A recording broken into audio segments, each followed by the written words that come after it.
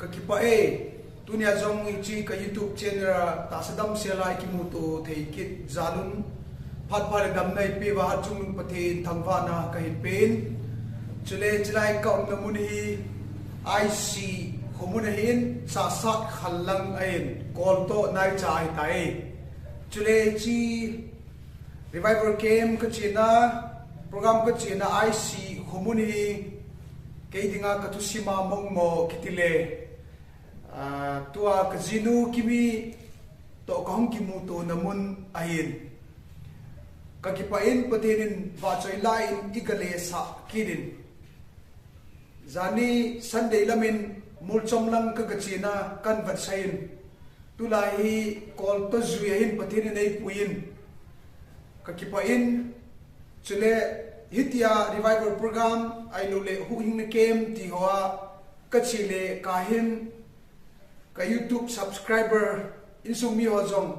50k inaval tawin ka kipain ke macha hello ding ai lu va subscribe nei bol pi va chule nei vet pi ho ki pa tu jong ka hin sein mabana jong hi 2 February la hi ke dinga ka birthday ahin that 23 February hi ka birthday ahin chi jong hi manding dan kalunga ka vomin hitia hi ki mangding hi ti jong ka hin sei ding ahin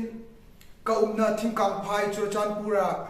chia chu birthday manding ti tongon ho aumin ahin kichi ta ka pon do thailo zin chu chu an honga in tin ipil tunia video kan sim nahi na chunguwa 50k ilin ta zaluwa ki pa thu kan seina chule mabana birthday igal do theina diwa kain bolhin chu kichi a hitabanga iman diu hi ti kan sei ting jong le birthday a ki pa thanom ta hin happy ding in jong kain timin kalung gel ka ngai tu ta hin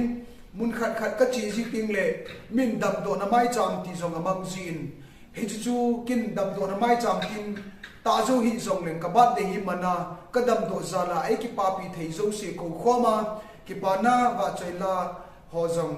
sa chule motional bomb release boarding ti ho jong to gon umahin hi chi ki che ta detail program he kan sim ding hin hi cho jong chu ka chai ting le hi chi YouTube channel ra hi ko na hin ai lo le tip na hi ti ho jong hoi di vilung ki nei nan tin chu i gaw lo then di wa ka se hi han lang adin tunin pathin thua ka ki sei mo kalson le ka itabanga 50k subscribe need ball pi to na ho ki pa thu se na kain manahin chule hi ka chi na mun IC ke dinga mong mo ka su mil theino na mun khat masanga sik yo wa lasa ti cho ba choila hello love song kana sa lai kana china patinin ka taw na sa na ba choila ikile sa ikile sa kitna ki pa thu se na yong kan ne hin ka ki pa e dam sela chi ka YouTube channel ra ikimuto ka lai 7,000 jong ni hin zuyun lang chule ibon chawin suntin chibai zantin mangpha